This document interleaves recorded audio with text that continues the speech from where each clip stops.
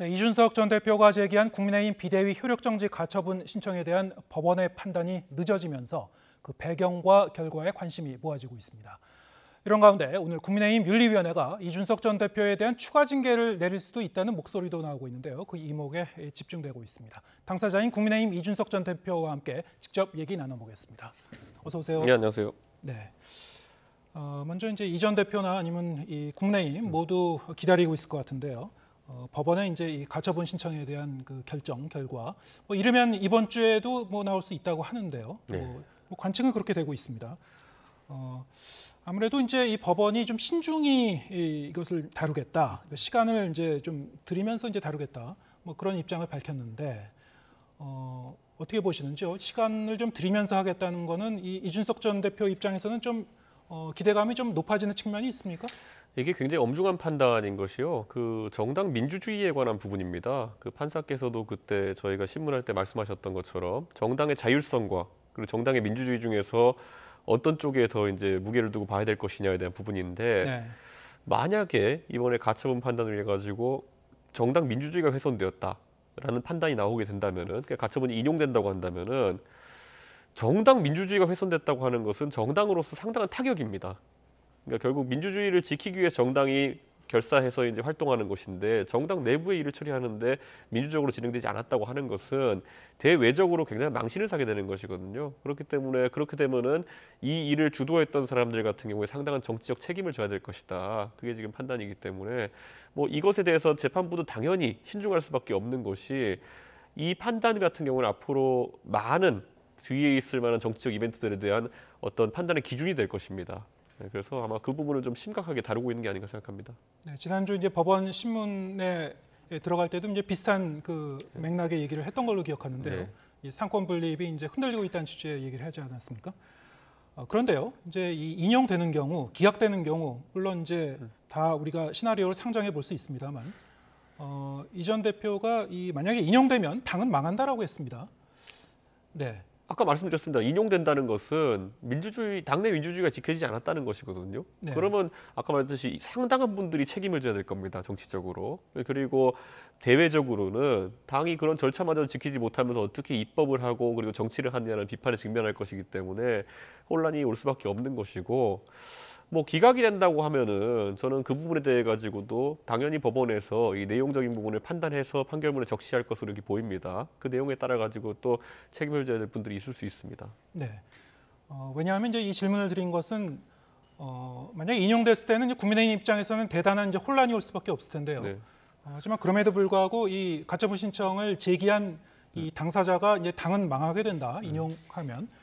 그래서 이제 그 부분에 대해서는 좀 그 오해의 소지가 있을 것 같아서 이제 설명을 들을 필요가 있어. 그 부분에서는 네. 아까 제가 말한 것처럼 네, 큰 일을 벌인 겁니다. 예. 이 엄청난 일을 벌였는데 그분들이 예를 들어서 지금 가처분이 인용될 가능성이 있다고 판단하신다면은 그 부분을 전혀 이제 고려하지 않고 우선 누군가의 지시든지 아니면 본인들의 판단에 따라서 이런 거 벌였다는 거 아니겠습니까? 그런 걸 또 따져봐야겠죠. 네, 알겠습니다. 여기서 이제 당이 망한다는 얘기는 지금 당을 이끌고 있는 당의 이제 주류 세력이라든가 이런 사람들 입장에서는 굉장히 혼란이 오게 될 것이다. 이런 의미로도 해석할 수 있겠군요. 다 옷 벗고 나가고 다 책임져야죠, 정치적으로. 네. 그거야말로 지금 보면은 판사였던 분들이 이분들이 지금 사법부를 압박하는 듯한 표현으로 이제 기각을 종용하고 있거든요. 그러니까 그런 것도 굉장히 잘못된 것이고 당연히 크게 책임을 져야 될 거로 보입니다. 네. 어쨌든 이제 뚜껑을 열어봐야 되니까요. 네. 그거는 이제 네. 저희가 단언할 수는 없는 상황이고요. 하지만 만약에 이제 기각됐을 경우에는 이제 본안 소송을 낸 게 있지 않습니까? 네. 이제 그 부분을 이제 계속 또 주력해 나가실 계획입니까?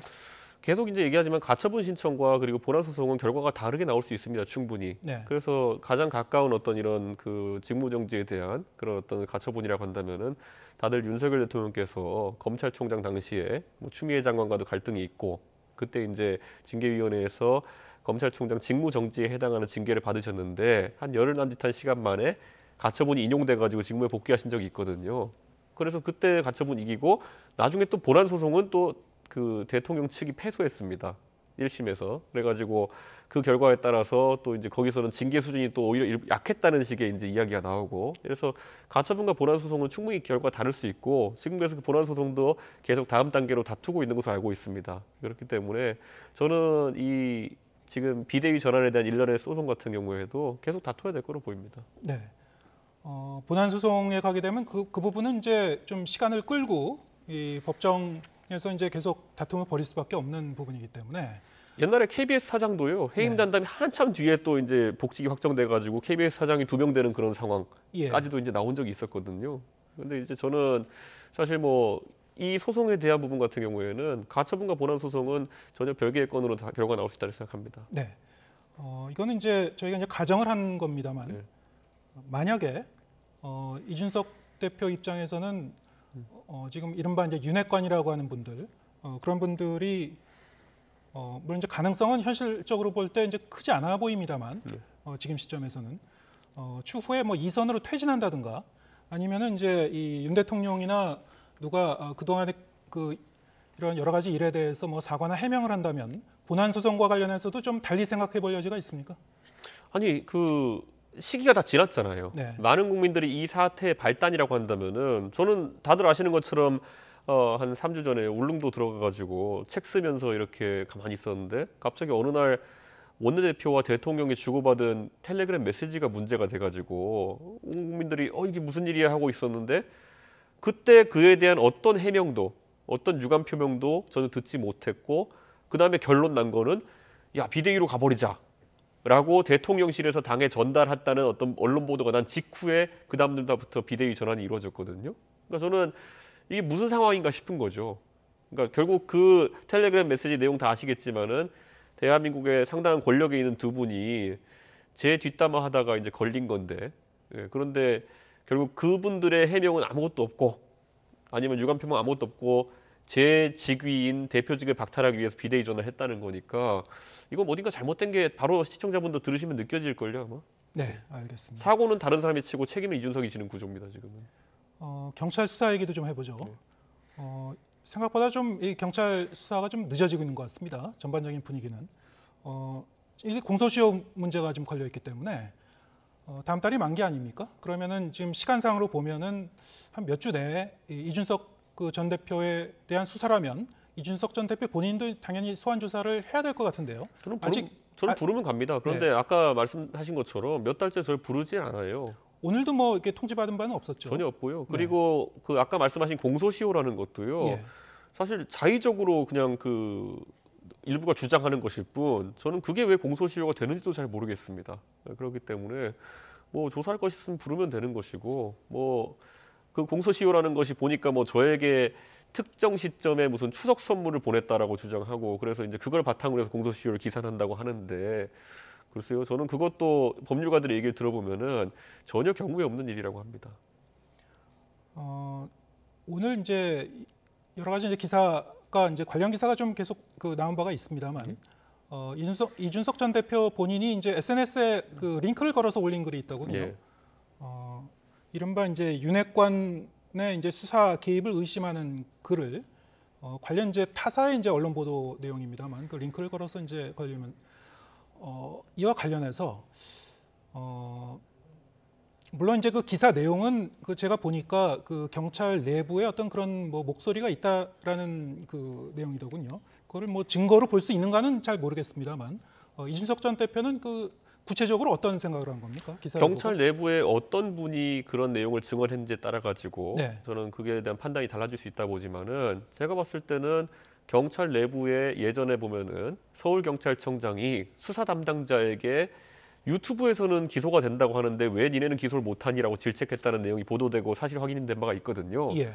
그거에 비춰봤을 때 수사 담당자에게 그런 이야기를 했을 것이고 수사 담당자가 그러면 거기에 반발해서 인터뷰를 한 거 아니겠느냐, 언론의 오늘 보도에 증언한 거 아니겠냐는 합리적인 추론을 할 수 있고 수사 담당자가 그렇게 했다 그러면은 뭐 당사자죠 그러면. 전반적으로 이제 수사의 진행 과정과 어떤 그 정치적 일정이나 아니면 그 주변의 정황이 좀 맞물려 들어가는 측면이 있는 것 같다 그런 그 판단이신 것 같고요. 유추한 내용이신 거죠.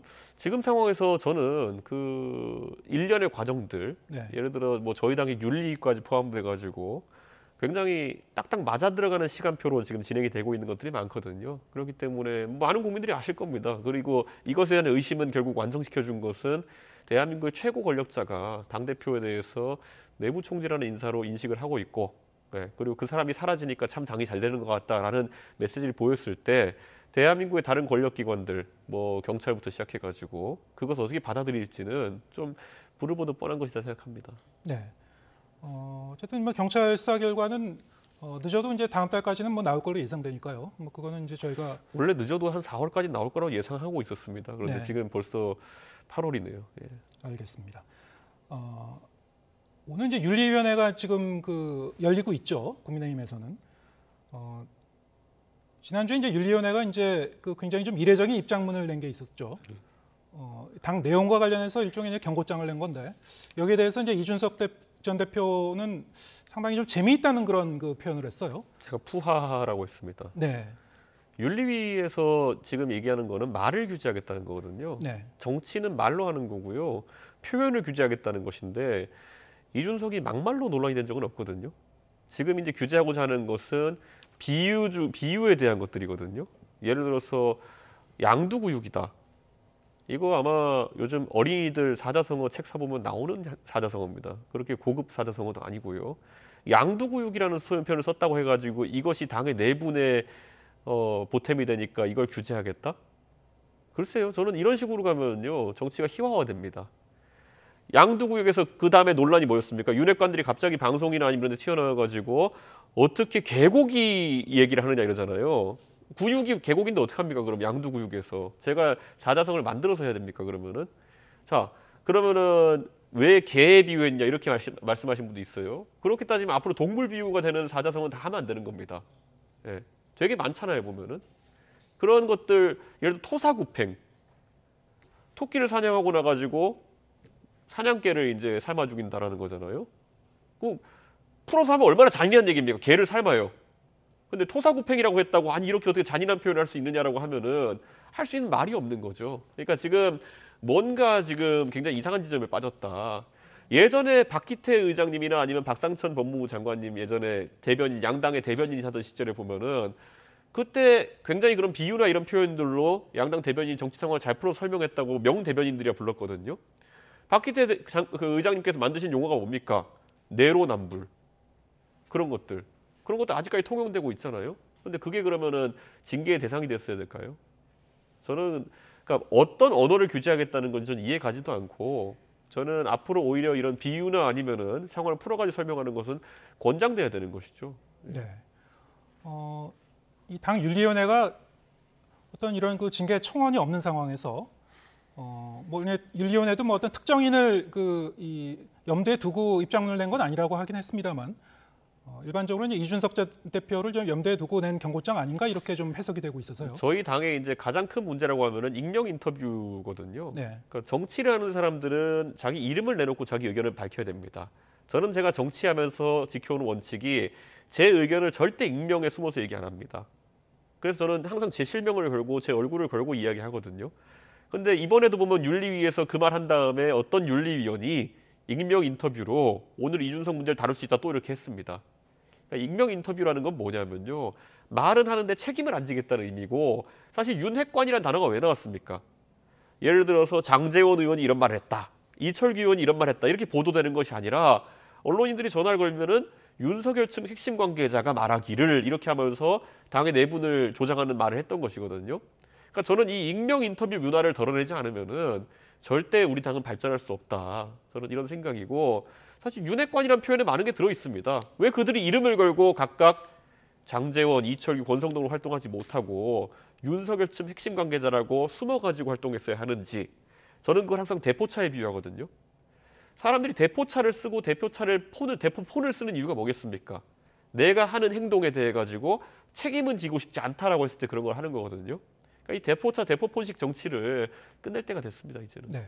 지금 말씀하신 이제 익명 인터뷰의 어떤 문제점에 대해서는 뭐 충분히 공감할 수 있는 부분이긴 한데 그런 맥락에서 보면 아까 경찰의 이제 윤핵관 개입 관련을 암시하는 그런 기사 링크했다는 말씀하셨습니다만 그 기사에 나온 내용도 사실은 이제 경찰 조직 내부의 이제 목소리를 일종의 이제 익명 취재원을 활용해서 쓴 기사라고도 볼 수 있거든요. 경찰 공무원은 네. 사실상 그 윗선에 대한 제보를 하는 것이기 때문에 네. 이것은 사실 공익 제보의 성격에 가깝습니다. 예를 들어서 어떤 권력이 본인에게 어떤 공격을 한다는 것이기 때문에. 그런데 아까 제가 말했던 것처럼 나머지는 다 정견에 관한 것입니다.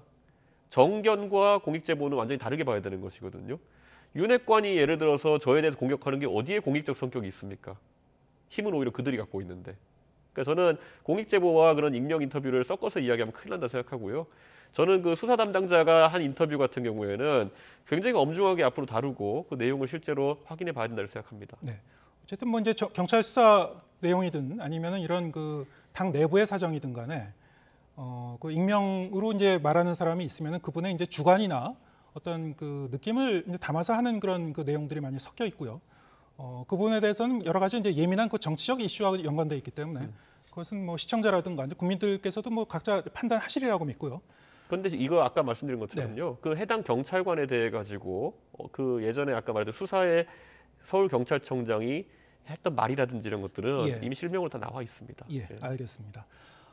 이건 좀 다른 문제인데요. 오늘 그 국민의힘의 혁신위원회가 이제 전체 회의를 열었죠. 1호 안건으로 이제 그 최종 결정한 부분이 있었는데 브리핑을 했다고 하죠. 조금 전에 이 공천과 관련해서 이 부분은 이제 사실은 그 이준석 대표가 최재형 그 혁신위원장과 지난 주말에 좀 만났다는 얘기도 들었기 때문에 거기서도 뭐 이런 그 얘기를 했는지 좀 궁금하기도 해서 이제 질문드리는 겁니다. 국민의힘 혁신위원회가 이제 공천 후보자 부적격 심사 권한을 원래는 이제 이 한 곳에 집중돼 있었는데 이것을 이제 윤리위원회로 이관하기로 했다고 이제 밝혔습니다. 이것은 이제 이준석 전 대표도 공감하시는 내용인가요? 제가 원래 최재형 의원이 보궐선거로 우리 당의 의원이 된 뒤에 네. 저 최재형 의원한테 이렇게 말씀드린 적이 있어요. 몇 달 전에. 당에 오셨으니까 한번 공천 과정을 경험해 보시라. 네. 거기가 제일 난장판입니다라고 하면서 그래서 공천관리위원으로 추천을 했어요. 제가. 그래서 그 당시에 지방선거 공천관리위원회에서 일하시고 나가지고 최재형 의원이 가장 이제 본인도 법률가로서 문제의식을 가지게 된 부분이 뭐냐면은 우리가 경선을 하는데 완전 경선제를 하려고 그러면은 보통 예비 경선을 해서 후보를 한 3, 4명 정도를 압축하고 그 다음에 1등부터 3, 4등 정도까지를 본 경선에 붙여가지고 1등한 사람이 나가면 되는 겁니다. 네. 근데 보통 어떤 일이 이제 지역 시도당별로 자행된 일이 있냐면은 이해가지 않는 이유로 컷오프를 시켜버려요. 그러니까 예비 경선이나 여론조사에서 1, 2등 하는 사람 날리고 3, 4등끼리 경선 붙이고 이런 경우가 있습니다. 그러면 이제 그런 것들이 굉장히 부적절한 행동이잖아요. 근데 그것을 어떤 근거도 없이 하는 걸 보고 굉장히 문제의식을 가졌습니다. 그렇기 때문에 컷오프를 공천관리위원회에서 자의적으로 하지 못하게 하기 위해 가지고 윤리위, 여기서 말하는 윤리위라는 거는 지금 우리가 알고 있는 저 맨날 그 좀 논란이 되는 윤리위원회는 다른 윤리를 구성하겠다는 겁니다. 또 다른 별도의 위원회입니까 이거? 같은 위원회인데 윤리위원회 자격 조건을 강화하자는 겁니다. 예. 지금 윤리위원들은 경력이나 이런 거에 대해 자격 조건이 없습니다. 네. 그런데 예를 들어 법률가 출신이라든지 아니면 공무원 출신이라든지 어느 정도 이런 사무를 담당할 능력이 있는 분들 위주로 해가지고 구성하고 그리고 본인들의 어쨌든 신념이나 이런 것 따라서 실제로 그런 어떤 컷오프 절차를 진행할 수 있는 분들 구성해서 네. 절차도 몇 개월 전으로 당기자는 겁니다. 그러니까 지금은 이런 거예요. 4년 동안 선거 준비했는데 갑자기 선거 경선하기 한 이틀 전에 너 잘라 이렇게 해버리면은 문제가 심각한 거기 때문에 예. 한 1년 전쯤부터 그런 윤리 검증을 미리 할 수 있는 그런 형태로 가자라고 하는 것이라 가지고 제가 설명 듣고는 이것이 잘 시행되면 좋을 수 있겠다라는 얘기를 했는데 항상 운영의 묘에 따라 가지고 결과는 달라질 수 있기 때문에 그건 지켜봐야 되고 우리 당의 혁신안이라고 하는 거는요. 처음엔 이런 게 나왔다가요. 중간에 이제 막 중진 의원들 이런 분들 껴가지고 난도질하기 시작하면 나중에 요만큼 남습니다. 예, 그렇기 때문에 혁신위의 안을 얼마나 원한대로 받아가지고 통과시킬 수 있느냐 이것도 아마 지켜봐야겠죠. 지금 그 주호영 비대위원장 같은 경우는 그 좀 예상과는 달리 혁신위원회 이제 상당히 좀 힘을 실어주려고 하는 그런 그 행보를 보이고 있는데요. 그분은 공천 잘려봐서 그래요. 그렇습니까? 예, 그분 옛날에 그 주호영 의원님은 예전에 공천 잘려보시고 네. 무소속 나가보시고 네. 뭐 그래가지고 이런 아주 자의적인 공천에 대해 가지고 문제의식이 많은 분이라 가지고 원래 사람들이 다 당해보면은 선당후사 얘기 안 한다니까요. 주호영 의원도 예전에 보면은 공천 떨어지시고 가처분 걸고 이렇게 하셨거든요. 그래가지고 또 가처분 또 승소하시고 이러기도 하고 무소속도 나가보시고 다 겪어보면 이제 생각이 좀 달라지더라고요. 지금 최재형 그 위원장이 이끄는 이제 혁신위원회가 앞으로 이제 잘 꾸려 나갈 수 있을지. 주호영 위원장은 이제 여기 대해서 이제 힘을 실어주고 있습니다만 어차피 이제 비대위는 이제 이 한시적인 거라서요. 앞으로 이제 이 국민의힘 내부의 어떤 주류 세력이랄까 이런 분들과의 어떤 그 갈등도 분명히 생길 수밖에 없을 텐데 혁신위원회가 어떻게 앞으로 좀 잘 나갈 수 있을 것이라고 보시는지요? 공천 아니라는 거는요. 사실 원래 공천관리위원회에서 확정 짓는 겁니다. 네. 그렇기 때문에 그거는 나중에 총선이면 1년 뒤에 구성될 테고 그 전에 만약 확립하려면 당원 당규에까지 이게 못이 박혀야 됩니다. 그런데 과연 그 절차를 다 해낼 수 있을지는 지켜봐야 되겠고요. 그 혁신위의 아이디어 중에 보면은 저희가 했던 공직 후보자 기초 자격 시험 그것도 강화해서 국회의원도 시험 보게 하자는 내용도 들어 있거든요. 네. 그거 국회의원들이 받을까요? 뭐 지켜봤으면 좋겠습니다. 우리 당 국회의원들 시험 봐서 좀 필터링 하겠다 그러면은 네. 찬성하실지. 예, 알겠습니다. 최근 이제 이 이준석 그 전 대표가 뭐 매일 거의 매일 뭐 SNS에 좀 글도 올리시고요. 이 여러 가지 이 채널을 통해서 입장을 밝히고 계신데 상당히 좀 발언의 수위가 좀 갈수록 좀 높아지고 있는 거 아니냐 이런 시각도 좀 있는 것 같습니다. 저는 저같이 온건하게 말하는 사람 없을 겁니다. 저 막 그 저녁에 되면은 제가 듣는 디즈니 노래 올리고 이래요. 네. 디즈니 노래가 과격하진 않잖아요. 근데 거기서 이제 원래 근데 디즈니 노래 같은 경우에는 다 권선징악이기 때문에 제가 올리면은 이제 그 악에 해당하는 분들이 좀 발끈하시는 경향성은 있는데 디즈니 노래 올린 것 같고 절대 과격한 행동을 했다고 하면 안 되죠. 이를테면 이제 이준석 전 대표의 좀 그 다소 우호적이었던 그 분들 이런 분들도 이제 최근 그 보면은 좀 그 자제를 이제 요구하는 요청하는 그런 그 말씀들을 많이 하고 계시거든요. 특히 오늘 아침에 보니까 이제 김용태 최고위원 같은 경우도 좀 자제하는 게 좋겠다는 그 취지의 얘기를 하긴 했습니다. 자, 이런 얘기들이 이준석 전 대표와 이제 갈등과 반목 관계에 있는 그런 분들뿐만이 아니고 이른바 이제 측근이라든가 전에 우호적이었던 분들도 자제를 요청하고 있는 것에 대해서는 좀 어떻게 생각하시는지요? 이렇게 보시면 돼요. 그러니까 결국에는 우리나라에서 결국엔 제가 대통령에 대해서 이제 사실상 지적을 하기 시작하니까 그런 얘기가 나오는 거잖아요. 네.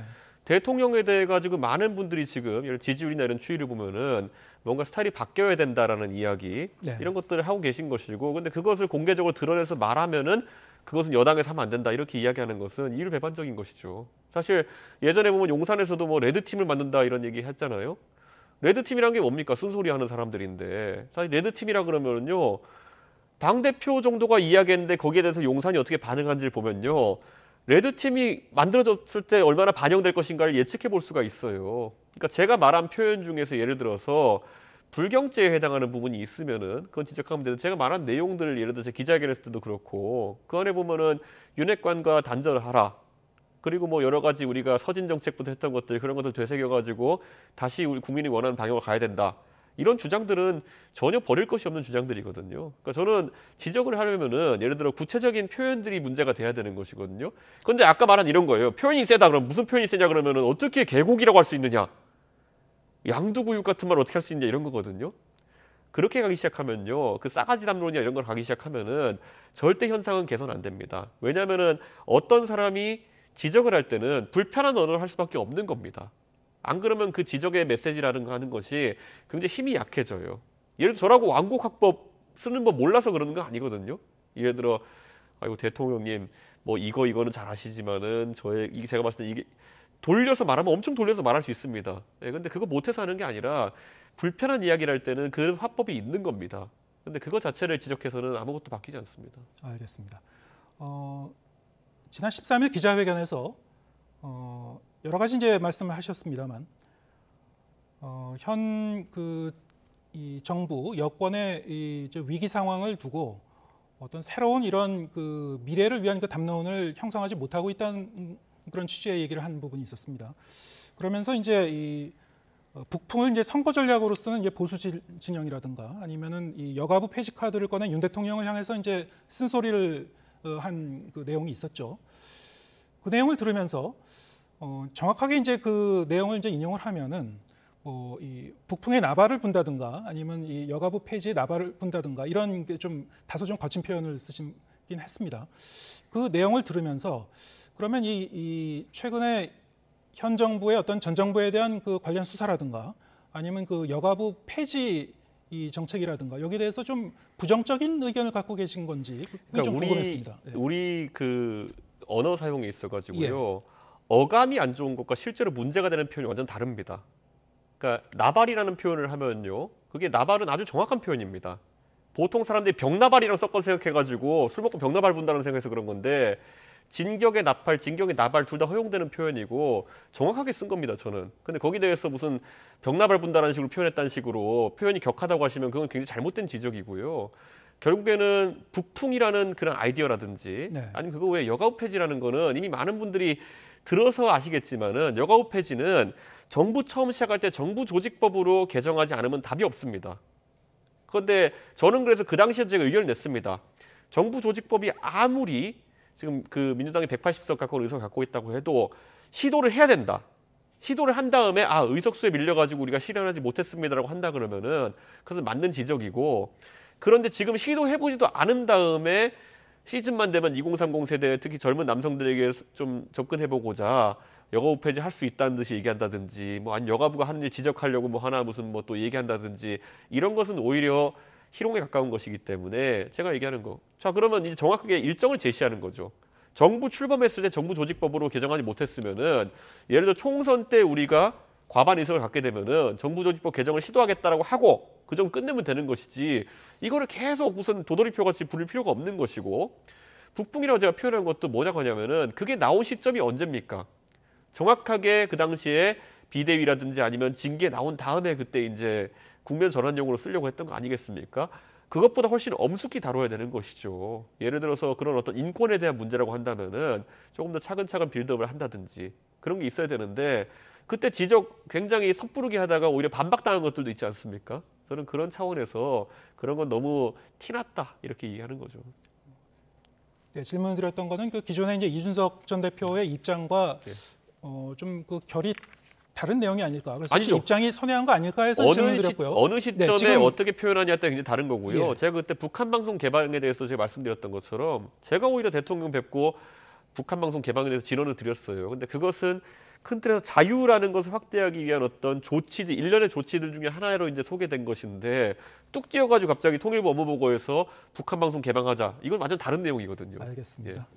어쨌든 이제 관련 이 카드를 꺼낸 것이 그 내용과는 이제 별도로 뭐 시점이라든가 여러 부분에서 좀 접근 방법이라든가 이렇게 좀 동의하지 못할 부분이 좀 있었다. 이 정도로 이제 이해를 네. 하겠습니다. 네, 국민의힘 이준석 전 대표와 함께했습니다. 고맙습니다. 네.